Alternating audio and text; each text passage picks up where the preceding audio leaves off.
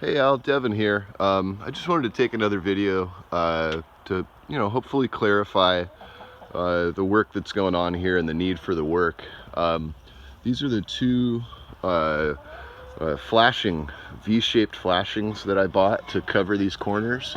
Let's see if I can line this up here. So that'll kind of sit right on the corner, and it'll get what's called Blackjack brand adhesive. Hopefully I can just use 1 gallon for both corners, but I might have to use 2 gallons. So I bought 2 because it's gotta feather it out just like the other stuff. I'm gonna wind up kind of putting the adhesive and then thinning it out and feathering it towards the ends. What was taken off before was obviously the pieces of wood that were rotting, that were allowing water to get back behind this. I'm trying to get this to stand up. Hold on. Sorry. So this corner I had to re-adhere a little bit. It doesn't go all the way to the very top. It's kind of missing right there. This back wall in particular is the wall that we would see. This is the west facing wall, and we would see mold growing from about this height, which is about 3 feet up from the ground, and basically all along this back wall. And this is why we took on that painting task. I wanted to seal it up. This room in particular never had wet spots on the wallboard. That's something that I wanted to be real specific about, is we just saw mold growing on that surface. We'd pull the bed off of the wall and then spray that wall with like Lysol. So basically both of these corners, we're to the point where we've got, look down in this corner, there's enough water that's accumulating, and obviously earth, soil and such, that's, causing, some moss and stuff to grow there. So like I said, I never saw wet spots in particular. There wasn't an ability to kind of narrow it down to a specific spot. But if there was mold growing on the lower part of the wall, then that means that there was moisture getting inside. And so when you look at the outside and you go, okay, where could water be breaching? Potentially at the top. One of the previous videos I had said that I was going to try and take that off. It's actually really secure, and I think that's one of the reasons it is left while the rest of that flashing has been removed. So I'm going to wind up putting, the corner of this new flashing as far up into that corner as I can, to make sure that any water is going to go on the outside and not inside. I hope this clarifies some. Let's go around here to the front side. And so this is another worrisome thing, where this lip, all the water is going to come down this face here, and then it basically kind of gets shut right into there, and that's the joist. This one in particular looks less rotten than the one that's on the north side of the house. There is some rot going on right in there. So after I seal these corners, I think one of the next steps is to go around the whole house and make sure that any of this corrugated metal that is not tucked underneath the siding for the house, it needs to be tucked under there. Otherwise, these joists are just going to continue to rot. It may not be, well, that's arguable. I was going to say it may not be an issue now, but if there's rotting joists right now, then that means that there's moisture inside, underneath the floorboards. All that flooring, the laminate flooring that was put in, I think, just prior to us moving in, not too long before, could potentially be damaged. So let's move on a little bit more. Here's that window that I had mentioned. There's another one on the other side of the house. So you see the crack in the window, and there's mold forming in there. When you look right down in there, it's kind of hard to see in there with this camera, but you can see that there's mold growing on the inside of the window. There's green on the inside there and there.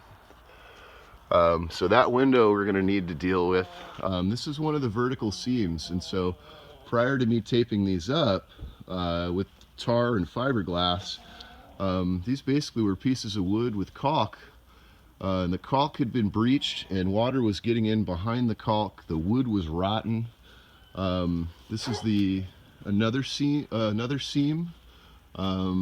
This one is kind of by the edge of the kitchen. There's the dryer vent. And so this is the back of the fridge through that window there.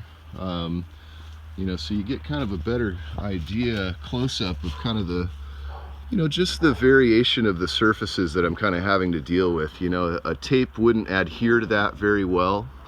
So that's kind of difficult.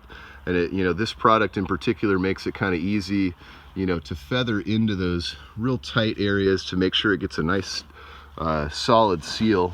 When you look at this way, hopefully the light, you see like the edge of the fiberglass tape that's been permeated in there. So it's about 4 inches wide. It goes from there to there. And then each side is feathered out to make sure that it has a nice solid adhesive adhesion. And that's going to last a while. This eventually will be, once it cures in about a month, it's still a little bit soft to the touch. It's tacky. It's not, putting tar on my fingers. The surface has dried. But then we'll put that white elastomer over it. And so we won't have, whoops, almost fell there. We won't have these, black seams exposed. We could talk later point about potentially, painting the trailer if you want, just to get a better consistent color. That's too far in the future. It's metal. Painting is unnecessary, maybe washing or something, but that's totally up to you. So what I want to do, this is the west side. This is that bedroom that we just saw. So back up just a little bit. Here's the brood of chickens. Not that those are needed in this video. And then so we'll go along. This is the north side of the house. I had showed in a previous video that one of the things that I did during that 6-hour day is I came through and I caulked everything. But I had mentioned this before, we're going to need to put some sort of paint over this. This is just raw exposed wood on the edges. Somebody did kind of a Tom Sawyer whitewash on the outside. But this wood, this was intact. I didn't want to remove this wood because all of this was actually intact. The same, there's a bunch of raw wood right underneath. See if I can get the light better here.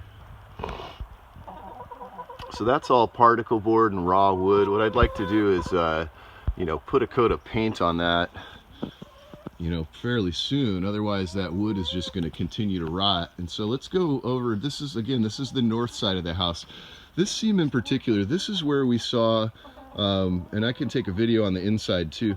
This part in particular is where there's a bunch of damage along, water damage, along the floor line. Probably from about here on the inside to about here. This was roof, when Tom did the roof, I think that slowed down some, but in heavy precipitous events, we wound up, with more moisture. This window in particular is one that leaked the last time it rained. This is the one that's really close to the back door. So it leaked from the very top of the inside where the framing of the window is, and it dripped and it went right just down there onto the sill. So the caulking that I did before, you see a little tiny bit of roof patch there. I brushed that clean, removed old caulk and recalked some of that. So hopefully that window won't leak next time it rains. The reason for sealing these seams back here, well, one, because you had the rotting wood and breached caulking, and so water, was able to get back behind those things. And then if there's water damage here, our obvious culprits are these open seams. So this is why this seam got sealed up that way. And then when we move back over to here, this is the living room. So these two windows here and here go to the living room. You can kind of see through to the front there. Now this room, there is a smell of mold, and the same thing that was happening up in the back bedroom, where mold would present on these walls, real light and white, very difficult to take a picture of. When what we would wind up doing is wiping the walls down on the inside, and spraying some Lysol to ensure that there wasn't mold growing in the walls. The other thing that's in here is that as I realized when I had these seams open, there's no insulation. When I peeked through these seams and I looked this way and through that seam and looking back this way, the insulation for about 1.5 feet all along this 12+ foot section has all been removed. When I look in there, it's sheet metal on the outside and then the wallboard that's on the inside. There's no insulation in between those two. There was moisture. This spot in particular was where there is some rotten joist. So again, this is where the metal is not folded up underneath and then sealed. So water can get back in there, and then obviously it winds up rotting. Let's see if I can get this and show you what's going on here. So rotting to the point that this is what is supporting the house in some places. Now this in particular has been shored up. There's a board there and there's been a cut right there. See if I can zoom in on that. Kind of difficult to see, but there's the break in the seam right there. So this is the old one and that's the new one. Yeah, there you go. But when you reach in here, these joists, I mean, this is what the house is resting on in some points. You know, so I want to convey that I'm really not trying to do overkill here. I just want the problem to be fixed. I don't want mold coming up from my from our floors, you know, or growing in the walls. The reason that I did a horizontal seam here is because this piece of sheet metal was totally open and it went down at least 3/4 of the way down, and so I just went ahead and sealed the whole thing from edge to edge, so from vertical seam to vertical seam. So we're getting to be about 12 minutes in. I've showed the whole outside of the house, and I still have some other issues. Let's see, right over this way, I'd like to seal that up. So that's just a full-on breach that, you know, based on what I saw when I looked into the walls and in between the walls here, no insulation, sheet metal, soaked joists, rotting joists, and then the wallboard on the inside. I'm imagining the same thing's going on here. Looks like there's a little bit of expando foam somebody shot in there and tried to seal it up, but I'm gonna do the same thing.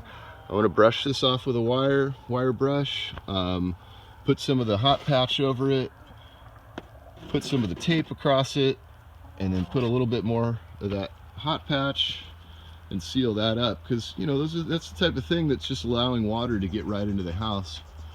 I really hope this clarifies some of the, you know, just, it's difficult to convey when you're not here. You know, we could sit and have a conversation about it. So, you know, this is what we got. This is our method of communication, the best way I can figure to convey the issue to you. So if you've got any specific questions, feel free to shoot me an email. You know, it honestly costs me about $1 a minute or more to answer your phone calls. I'd be willing to very minimally, but I remember last year when we had the situation, wound up with a pretty significant phone bill just from our conversation. So once again, Al, I thank you, and I hope this helps. Shoot me any questions you got, and I'll continue doing some work today cleaning up those corners and making some progress here.